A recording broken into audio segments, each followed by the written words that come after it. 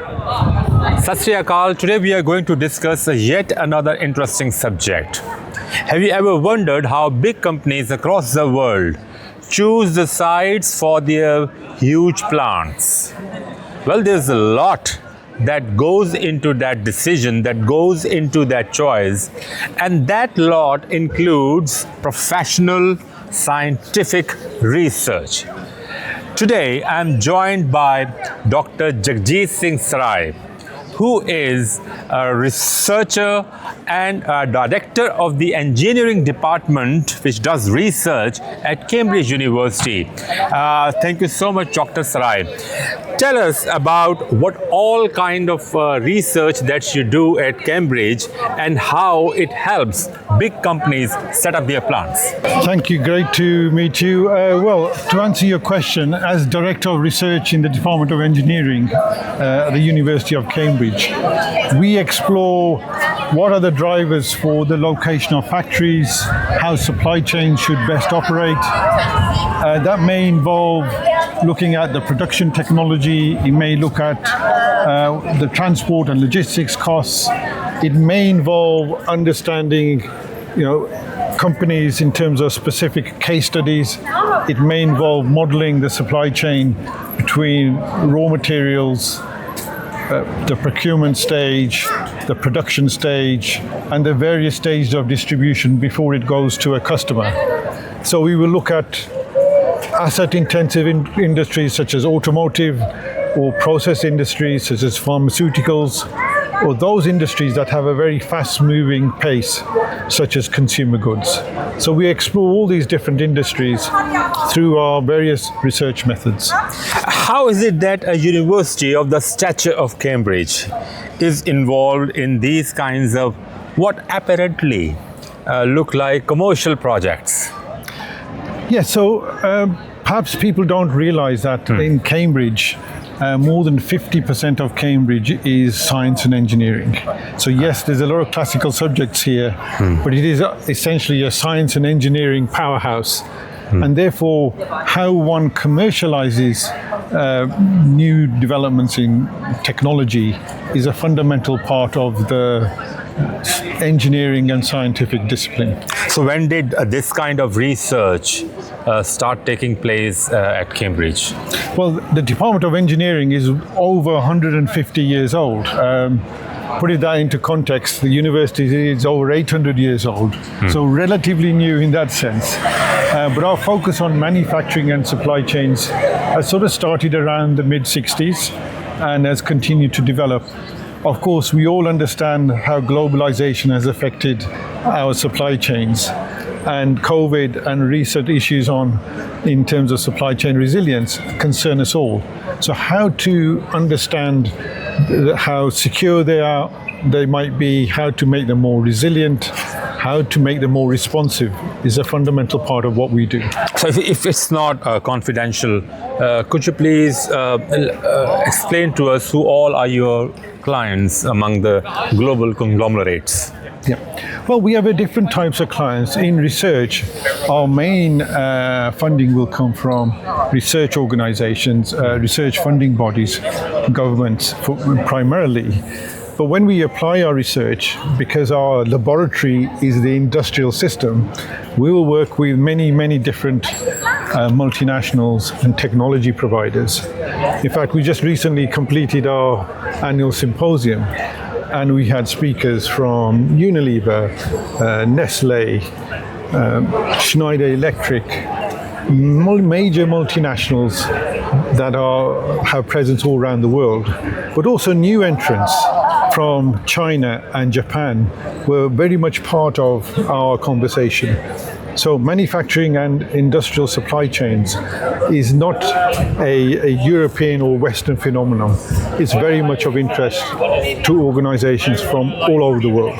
So does this research also involve field visits, or is it purely academic? Well, it's both. So we will do investigations at the strategic level, which is really talking to the boards of companies. It may be at the operational level within factories, And it may be at the individual unit operations or technology level within a factory, and that is often more hands-on field visits. And of course, when we're doing modeling, it's about the cyber-physical reality. So how do we, for example, the term digital twin, look at an industrial system, but also from a modeling perspective? So for our understanding, tell us why these companies, they'll hire something which comes out of a university. They have huge pockets, deep pockets. They can go to private companies as well and do this job.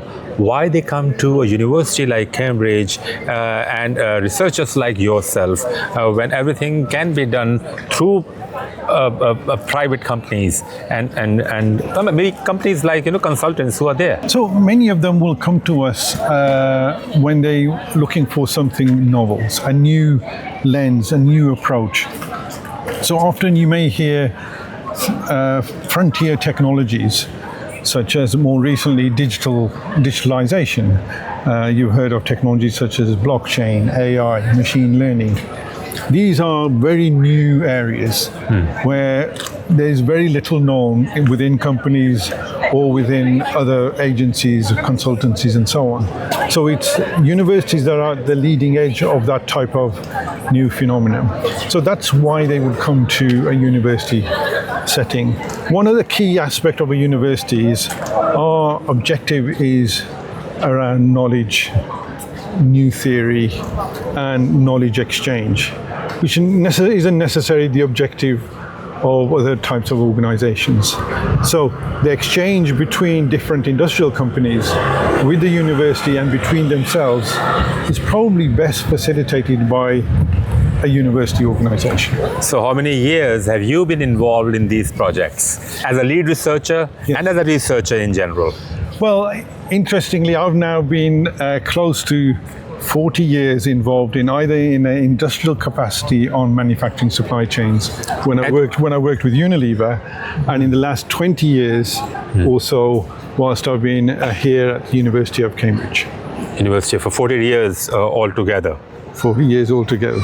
And now coming to some other things that you have achieved in your life, and one of them is the setting up of a Gurdwara at Cambridge, in Cambridge town.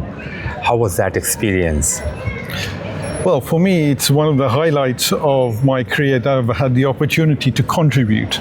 A Gurdwara project is something that a Sangha takes on, not a single individual, and it's the collective effort of the Cambridge community, which comprises of academic staff, students from the two great universities in our city, and also the local community.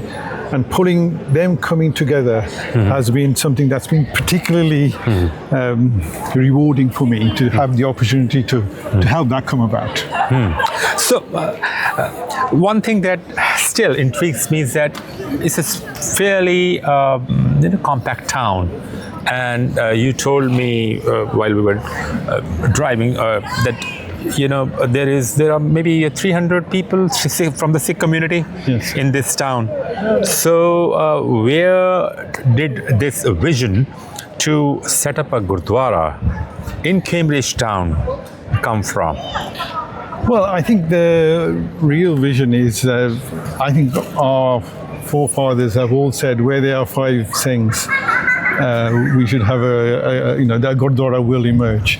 So I had a full confidence that all we needed was a passionate core cohort to take the project forward. And for me, it was really important that a lot of the nature of Cambridge means there is a very transient population who may come from large cities where there are Sikhs, who will really miss the fact there is perhaps not a Gurdwara here. So I was very keen for visiting staff, students who are here for a set period of time, and the local community come together and establish a Gurdwara in Cambridge. And when did that happen? The first vision of this... The backstory also, please. Okay, well, when I first came here, as I had perhaps done things in a slightly